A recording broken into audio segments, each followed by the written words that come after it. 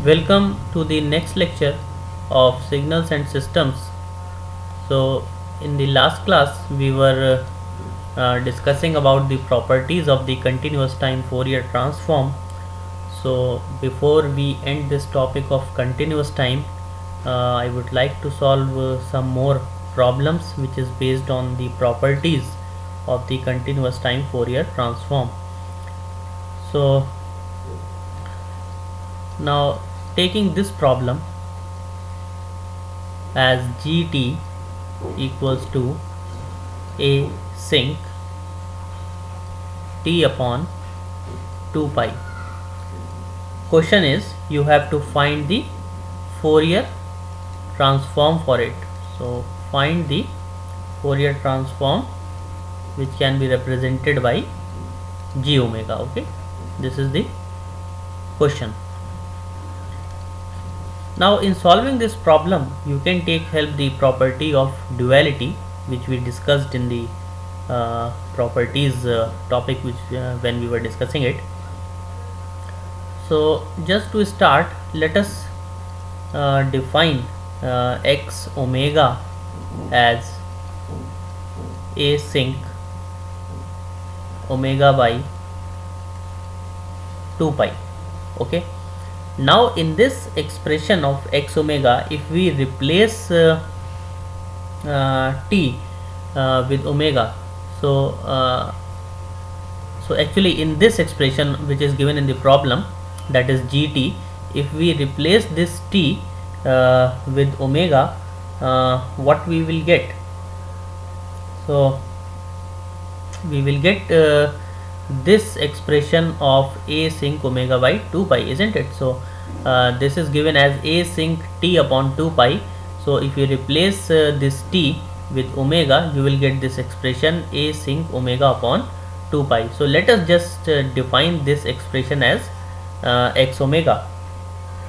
Now you know by your previous knowledge when we were solving the problems on the Fourier transform, that the Fourier transform of this signal, that is a rect t upon 2 t naught, is twice a t naught sinc omega t naught by pi. So this is the Fourier transform pair. You already know, we solved this problem in the starting. So now in this expression, if you just substitute the value of 2 t naught equals to 1, so this expression will then be modified to a rect t, and it will have the Fourier transform as a sinc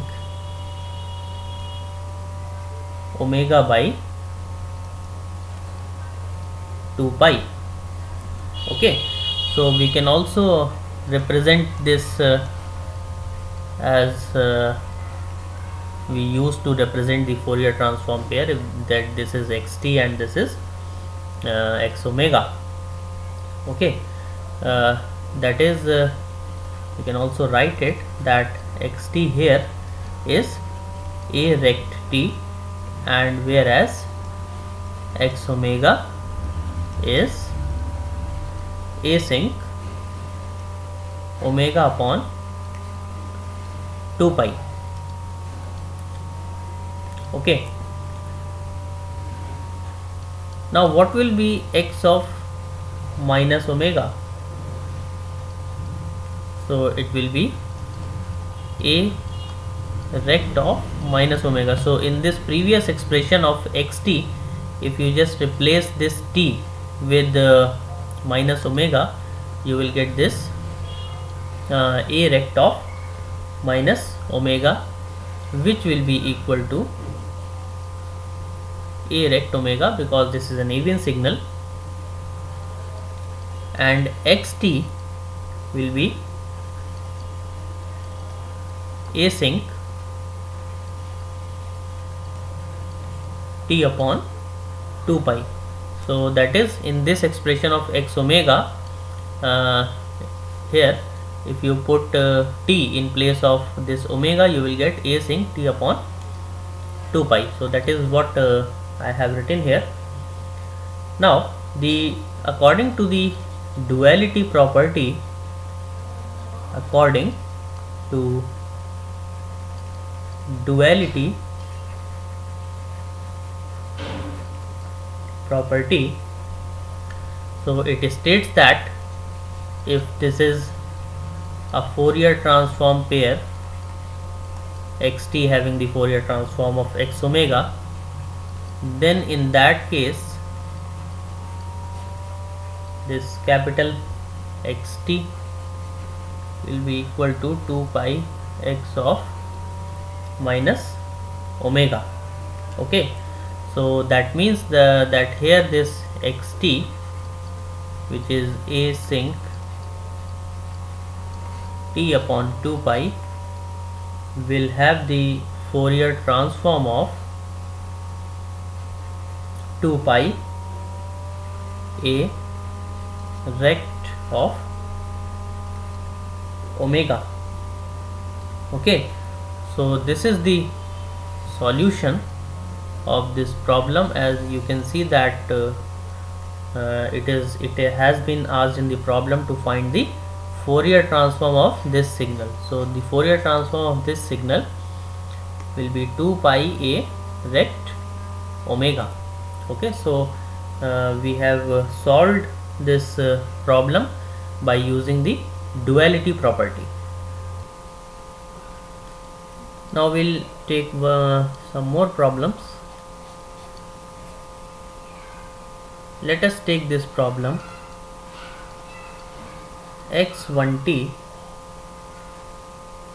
equals to x of 1 minus t plus x of minus 1 minus t. Okay, now it is already given that the any signal xt has the Fourier transform of x omega. So if you know this, then you have to express the Fourier transform of this signal x1t in terms of x omega. Okay, so this is what you have to do in this problem, that it is already given in the problem that this is a Fourier transform pair, xt having the Fourier transform of x omega, and this is any other signal x1t which is expressed in terms of xt. So you have to represent, or you have to find the Fourier transform of this signal x1t in terms of x omega. Okay, so I hope you understand it, that what you have to do in this problem, you have to evaluate x1 omega. So if this is x1t, obviously the Fourier transform will be x1 omega. So x1 omega in terms of any x omega. So this is what you have to do. So you will understand it as we'll proceed in the solution. So let us start with the solution, that it is given that xt having the Fourier transform of x omega. Now using the time shifting property, okay, so this property we already discussed in the starting. Okay, so you have to see the previous lectures for it. So using the time shifting property, we know that x of t plus 1 will be x omega e raised to the power j omega. So if xt has the Fourier transform of x omega, then xt plus 1 will have the Fourier transform of x omega e raised to the power j omega. So this is by the time shifting property of the Fourier transform. And similarly, the second signal xt minus 1 will have the Fourier transform of x omega e raised to the power minus j omega. So again this is by the same time shifting property. Now again if you use the time reversal property along with it, so by time reversal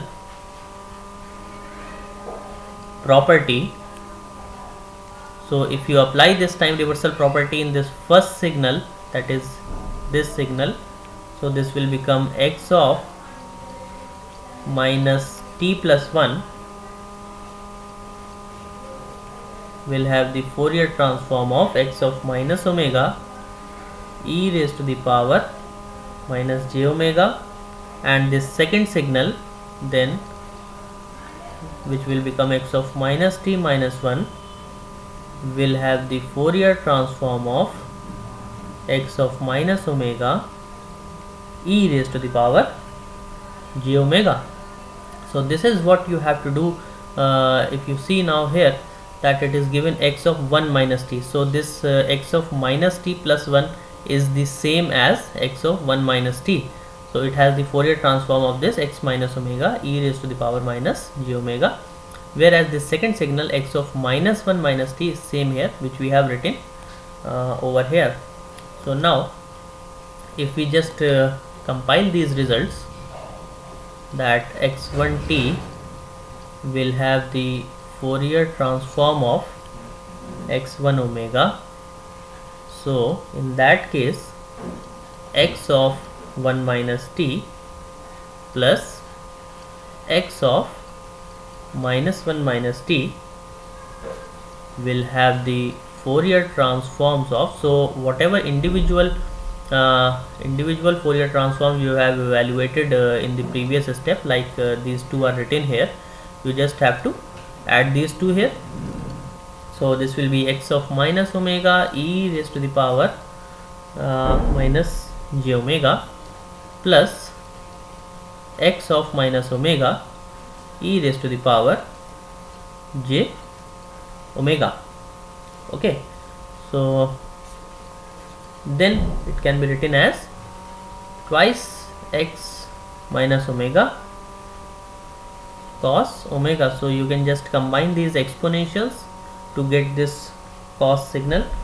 So the Fourier transform which you obtained here, that is x1 omega, it is equal to 2x minus omega cos omega. So this is how you can solve the problems by using different properties of the Fourier transform. Now we will solve one more problem. Now there is a question in which it is given that yt is the convolution of xt and ht, and gt is the convolution of x3t and h3t, and it is given that xt has the Fourier transform of x omega and ht has the Fourier transform of h omega. Now using the Fourier transform properties, you have to show that